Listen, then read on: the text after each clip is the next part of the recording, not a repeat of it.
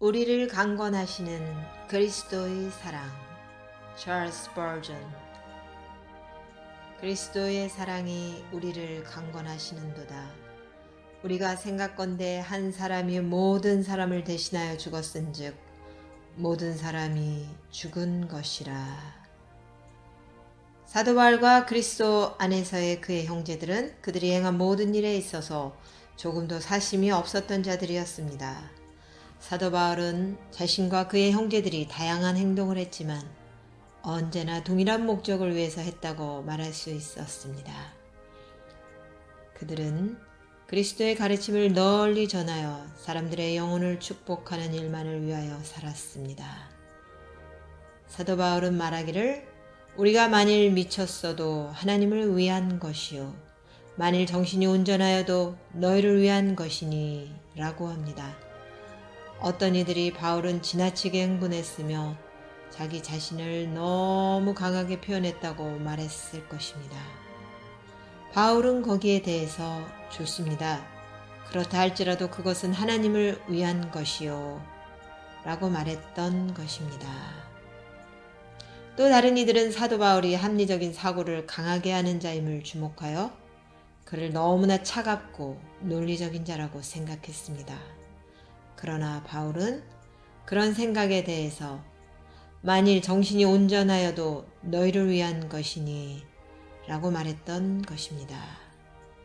몇 가지 점에서 살펴본다면 바울과 그의 동역자들은 돈키호테와 같이 터무니없는 일에 몰두해 있는 열렬한 광신자들처럼 보였음이 틀림없으며 완전히 미치지는 않았다 할지라도 거의 제정신이 아닌 것처럼 보였음이 틀림없습니다.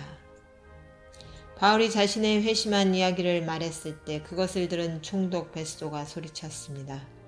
바울아, 내가 미쳤다. 내 많은 학문이 너를 미치게 한다.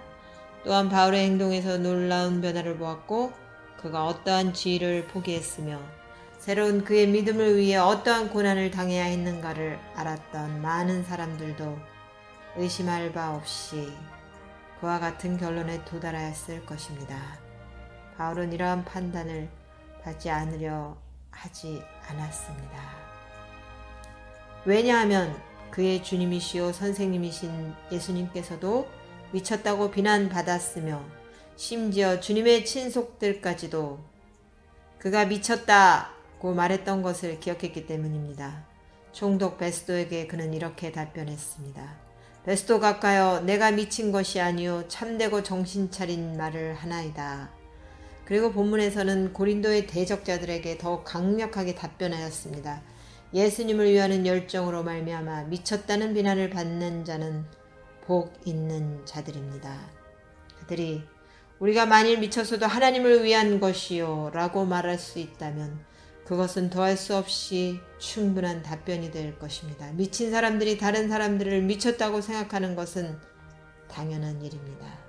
또한 미친 세상에 어리석고 발광적인 사람들 중에 도덕적으로 올바른 한 사람을 보고 비난하는 것은 조금도 이상하지 않습니다. 그러나 지혜는 자기의 모든 자녀로 인하여 옳다함을 얻는 것입니다. 다른 이들은 또 다른 비난으로 사도 바울을 공격했으며 그가 미친 듯하지만 조기가 있고 모든 사람들에 대한 그의 모든 행동들은 대단한 신중함을 보이며 그것은 의심할 것도 없이 어떤 목적을 달성하기 위한 수단이라고 비꼬았습니다. 그들이 암시하는 어떤 목적이란 아마도 권세욕이라 할 수 있을 것입니다. 그러나 그러한 비난에 대하여 대단히 단호하게 답변할 수 있었습니다. 만일 정신이 온전하여도 너희를 위한 것이니 바울은 조금도 사심없이 행동했으므로 고린도 교회에 호소할 수 있었으며 그가 그들에게 무엇을 얻고자 함이 아니요 그들을 얻으려 했다는 증언을 받아들이도록 요구할 수 있었습니다. 또한 그가 그들의 무질서함을 대단히 온전한 정신으로 판단하였다면 그것도 그들을 위해서였다고 말할 수 있었습니다. 그가 느꼈거나 고통을 받았거나 설교를 했거나 그것이 무엇이든지 간에 그것 속에 그는 오직 한 가지 계획만을 두었습니다. 그리고 그것은 신자들을 온전하게 하고 죄인들을 구원함으로 하나님께 영광을 드리는 것이었습니다. 기독교의 모든 사역자들은 조금이라도 유보됨이 없이 본문의 바울의 말씀과 같이 말할 수 있어야 할 것입니다. 반드시 그렇게 할 수 있어야 합니다. 또한 모든 성도 역시 그와 똑같이 말할 수 있어야 합니다. 만일 내가 미쳤다 하더라도 그것은 진리를 수호하기 위함이요, 만일 내가 정신이 온전하다 하여도 그것은 성결한 삶을 유지하기 위함이며, 또 내가 돈을 함부로 쓰는 것 같이 보인다면 그것은 예수님의 이름이 깊은 곳에 있는 내 영혼을 자극하기 때문입니다. 그리고 만일 내가 마음이 온화하며 사려가 깊다면 그것은 지혜로운 방법으로 내 구세주의 나라의 유익을 위함일 것입니다. 우리가 계속 한 가지 계획을 추구하고 우리 자신을 그 거룩한 일에 헌신한다면 울거나 노래하거나 염려하거나 소망을 가지거나 승리하거나 패배하거나 확장되거나 축소되거나 의기양양하거나 의기소침하거나 그 모든 것을 하나님께서 허락하시는 것입니다. 우리가 그런 한 가지의 일에 몰두하는 성도들로 구성된 교회를 보며 살게 하시고, 또 우리와 같은 그러한 교회들이 그러한 성도들을 지도하기에 합당한 교역자를 얻게 하옵소서. 이는 그들 또한 우리와 같이 동일한 거룩한 목적에 따라 같은 주인을 섬기며 살고 있기 때문입니다. 옛적에 간멜산 위에 내리신 그 불을 우리의 제단 위에도 내려주시옵소서. 우리의 제단 위에는 세상이란 소금바다에 2번 3번 적셔놓은 재물이 놓여 있나이다. 그 번제물이 완전히 소멸토록 하늘에 불을 내려주시고 그 불길이 나무와 돌들과 흙까지 태우게 하시며 도랑에 있는 물을 핥게 하소서. 그때에는 모든 사람들이 그것을 보고 엎드려 얼굴을 땅에 대며 여호와 그는 하나님이시다, 여호와 그는 하나님이시다 라고 부르짖을 것입니다. 사도 바울은 이제 14절에서 자신과 그의 동역자들의 모든 행동이 왜 오직 한 가지 목적만을 위한 것이었는가를, 그 이유를 말해줍니다. 그는 이렇게 말합니다. 그리스도의 사랑이 우리를 강건하신다. 우리가 생각건대 한 사람이 모든 사람을 대신하여 죽은 즉 모든 사람이 죽은 것이다. 저는 여기서 본문의 원어의 의미를 제가 할 수 있는 한 정확하게 여러분에게 주해해 드리고자 합니다. 본문에서 2가지 사실을 주목해 보고자 합니다. 첫 번째, 강건함을 받은. 두 번째, 그리스도의 의로운 지식의 강건함을 받음입니다. 첫째, 제가 말씀드릴 주제는 강건함을 받음이라는 제목으로 말씀드리겠습니다. 사도 바울은 태어나면서부터 노예가 아닌 자유인이었으며 그 어느 누구보다도 가장 많은 영적인 자유를 누렸던 자였는데, 여기서 그는 그가 강건함을 받고 있음을 찬양하고 있습니다.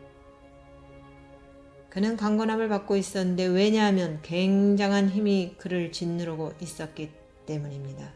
그리스도의 사랑이 우리를 강건하신다. 저도 우리를 강건하신다 라고 번역한 것이 원문을 가장 잘 번역한 것이라고 생각합니다. 그러나 그 말은 금한다, 억제한다 라고 번역할 수도 있습니다. 그리스도의 사랑은 진실한 신자들이 자아를 추구하는 것을 금하고 그들로 가장 지고한 목표를 추구하도록 명합니다. 초대 교회의 성도들은 그들이 미쳤든지 정신이 온전하든지 간에 하나님의 명하시는 것에 순복하였습니다. 마치 순한 양이 목자의 휘파람 소리에 응답하거나 말이 고삐가 끄는 대로 복종하는 것과 같습니다. 그들은 그들을 금하는 힘이 없다면 불순한 동기에 끌려가는 것을 조금이라도 막을 수가 없었습니다. 그리스도의 사랑이 그들을 통제했고 그 능력 아래 그들을 붙들어 두었습니다. 그러나 금한다, 억제한다 라는 말은 원어의 의미를 일부만 표현하는 것입니다. 왜냐하면 언어는 강요당한다, 억압당한다, 즉 압력에 의해서 옮겨지듯이 강제로 앞으로 나아가는 것을 의미하기도 하기 때문입니다. 마치 강물 속에서 수영하는 사람을 물결이 뒤에서 압박을 가함으로 강물 줄기를 따라 아래로 떠내려가듯이 바울은 사방에서 둘러싼 그리스도의 사랑이 그에게 압력을 가했던 것입니다. 성경 원문에 대한 대단한 권위자인 벵겔 씨는 이렇게 번역합니다. 우리를 계속 사용하신다. 왜냐하면 우리는 예수 그리스도의 사랑으로 말미암아 계속 부지런히 일하게 되고 열심을 내도록 강요받고 계속 인내하며 앞으로 계속 나아가기 때문입니다. 사도들은 많은 수고를 하였습니다. 그러나 그들의 모든 수고는 예수 그리스도의 사랑에 자극받음으로 감당했던 수고였습니다. 마치 야곱이 단순히 라헬을 사랑했기 때문에 그녀를 위해서 수고했음과 같이 진실한 성도들은 무한한 사랑의 강건에 못 이겨 주 예수님을 섬기게 되는 것입니다. 어떤 저명한 주석가는 그 단어를 우리를 한 그릇에 담으신다라고 번역했습니다. 그 의미는 주님의 종들은 하나로 결속되어 있고 또 하나의 깃발이나 상징 아래 모인 무리와 같이 본다는 것입니다.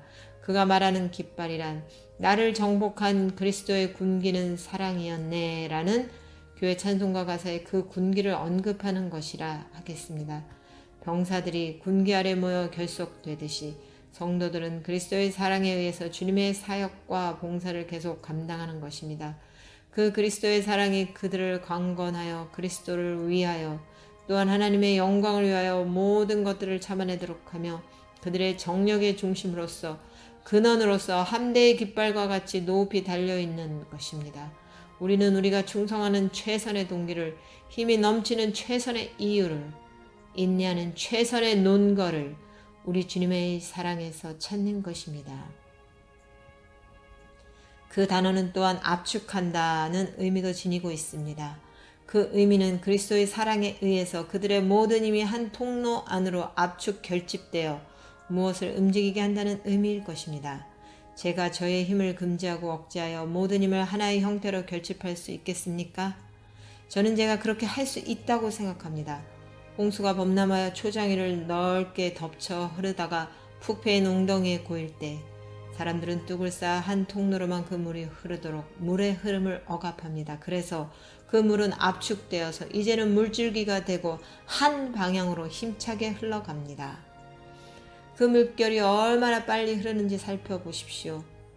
그 물줄기들이 모였을 때 어떠한 힘을 가지게 되는지 보십시오. 그것은 저놈의 물레바닷간에 물레를 돌리며 양을 씻길 만한 도랑물이 되며 작은 폭포가 되어 떨어지며 여름철 뜨거운 햇볕 아래 솥대들이 발을 담그고 서 있는 시냇물이 되어 마을 앞을 요란스럽게 웃으며 흘러갑니다. 그러면서 계속 불어나서 보트와 작은 배들을 띄우는 강물이 됩니다. 그것으로 끝난 것이 아니라 계속 불어나서 멈출 줄을 모르고 도도한 물결이 되어 거대한 바다로 들어갑니다. 그리스도의 사랑이 산만한 바울의 힘을 압축하여 한 군데로 모았고 한 통로를 통하여 흘러가게 했고 그 힘들이 모아져 굉장한 위력을 가진 추진력이 되게 하였습니다. 그리하여 그와 그의 동역자들이 이를 위하여 강력한 능력을 얻게 되었고 항상 적극적이며 활기에 차 있었습니다. 그는 말하기를 그리스도의 사랑이 우리를 강권하신다라고 합니다. 모든 위대한 사람들은 그들을 주관하는 어떤 원리의 강건함을 받고 있었습니다. 이리 불면 이리 틀리고 저리 불면 저리 틀리는 풍향기같이 모든 것에 의해서 영향받아 변하고 오래가는 것이라고는 하나도 없는 사람은 보잘것없는 사람입니다.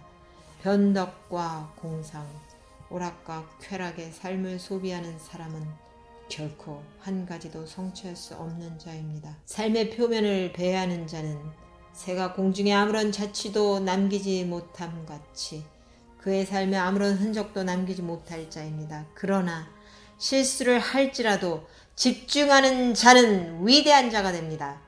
마게도니아의 젊은 왕자 알렉산더를 대제로 만든 것은 다름 아닌 정복을 위한 야망에 그의 전 마음을 쏟았던 바로 그것이었습니다. 알렉산더는 편안하고 평안히 있을 때에는 결코 행복하지 않았던 자였습니다. 그에게는 전장이나 행군하면서 보낸 날들이 가장 행복한 날들이었습니다. 그가 전장에서 어떻게 했는가 살펴보십시오. 그는 전장에서 선봉으로 적진에 돌진하였습니다. 지극히 평범한 병사라도 그러한 왕의 필사적인 용맹을 지켜보는 동안 용맹스러운 병사로 성장하는 것이었습니다. 그런 점에서 여러분은 그 왕의 위대함을 보게 됩니다. 만약 결코 만족할 줄 모르는 정복의 야욕이 그를 강건하지 않았더라면 그는 결코 세계를 정복하는 정복자가 되지 못했을 것입니다. 그러므로 시저와 같은 사람들, 나폴레옹과 같은 사람들, 그들을 생각해 보십시오. 그들은 그들의 야망에 완전히 사로잡힌 자들이었으며 지배욕의 모든 것을 바친 자들이었습니다. 여러분이 이와 같은 생각을 더 아름답고 더 거룩한 영역으로 옮겨볼 때 거기서도 그와 같은 사실이 선명하게 드러나는 것을 알게 될 것입니다. 만약 호와드가 죄수들에 대한 사랑의 힘에 이상할 정도로 사로잡히지 않았더라면 그는 결코 위대한 박애주의자가 될 수 없었을 것입니다.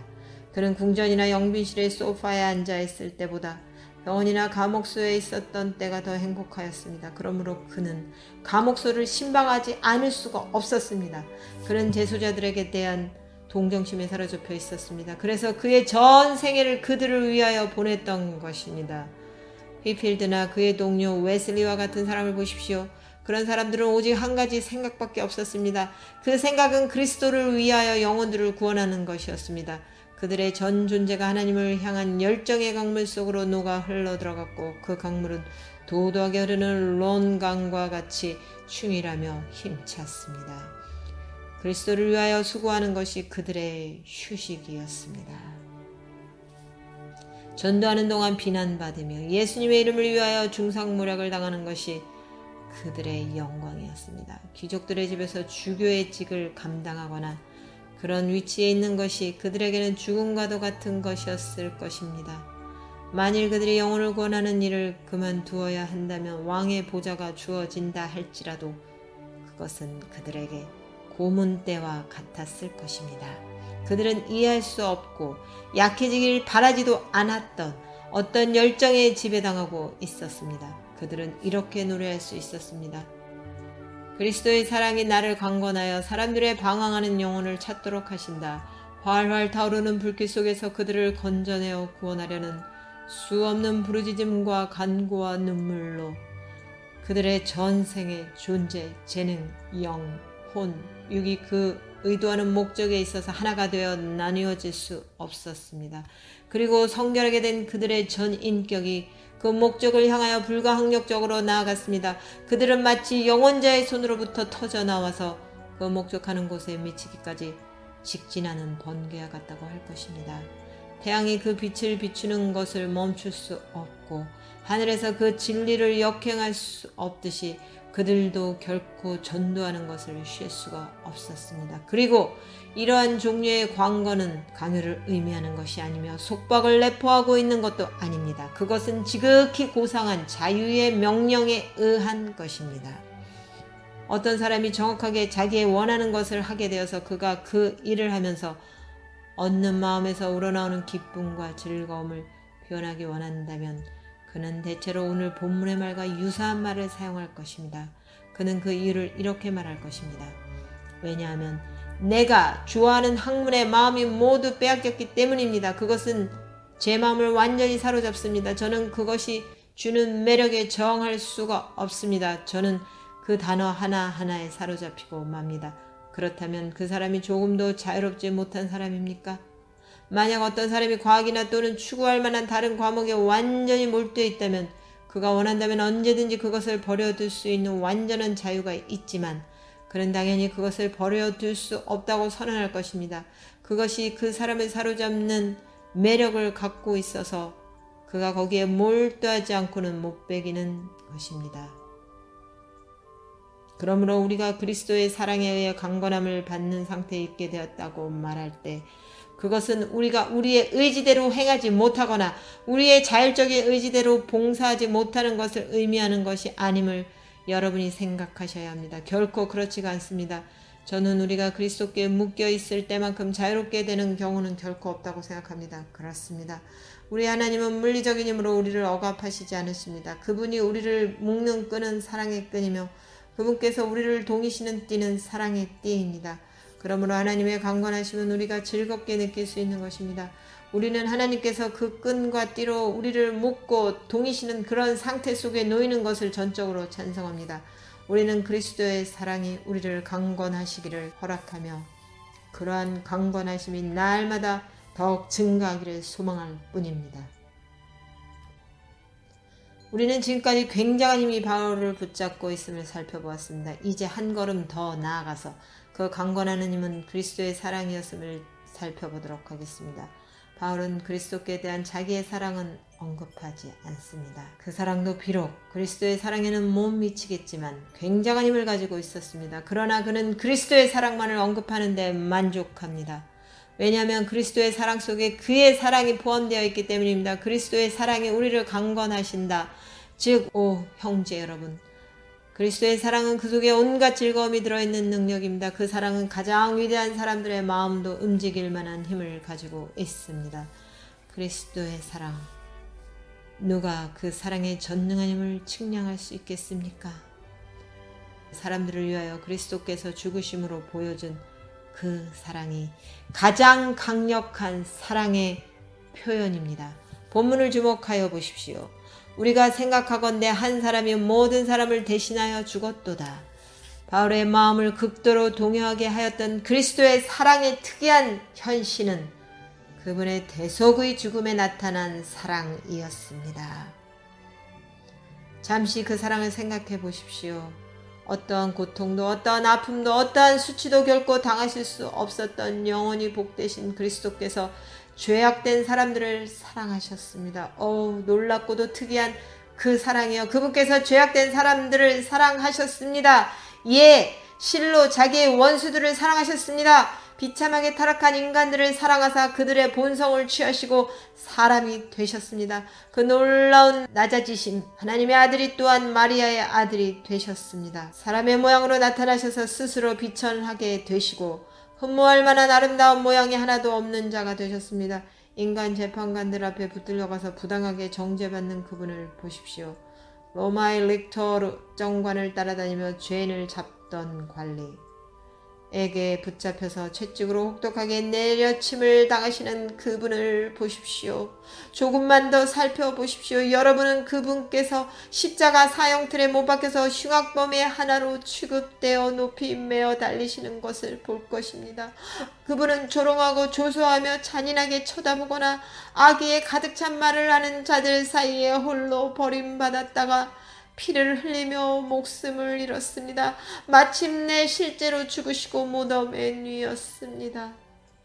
이 모든 것들의 이면에는 그분께서 단순히 죽으신 것이 아니라 다른 이들을 대신하여 죽으신 것이며 전능자의 진노를 담당하시고 인간의 죄에 내려진 무시무시한 사형 선고를 감당하신 비밀이 있습니다.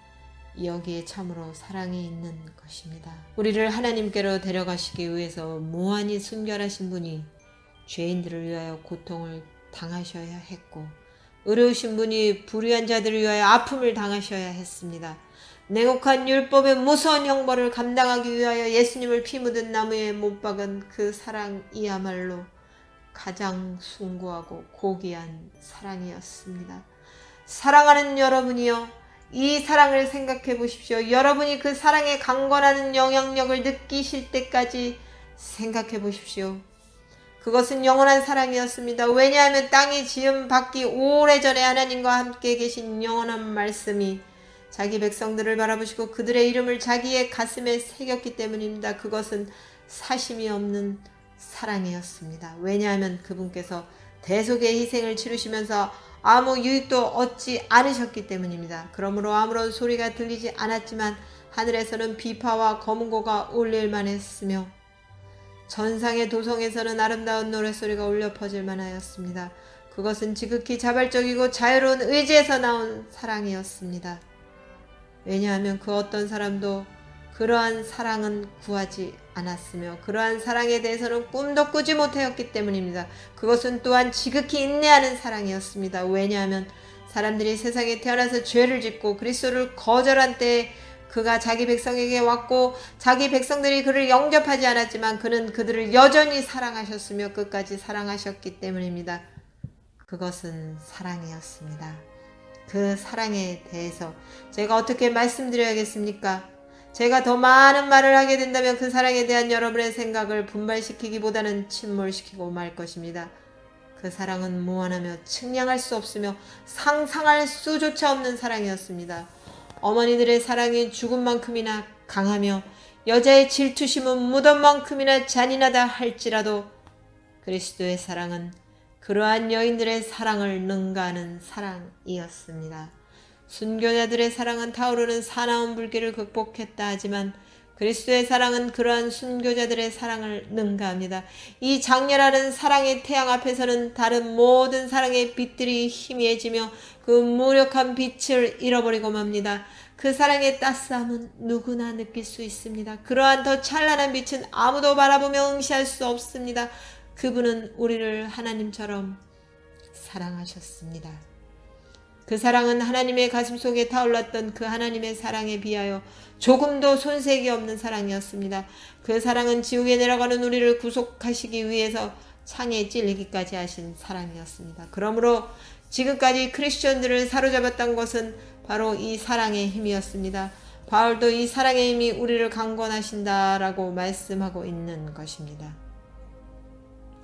이제 한 걸음 더 나아가서 그리스도의 사랑이 우리에게 작용하여 우리 안에 그리스도를 향한 사랑을 일으킨다는 사실을 말씀드리기로 하겠습니다.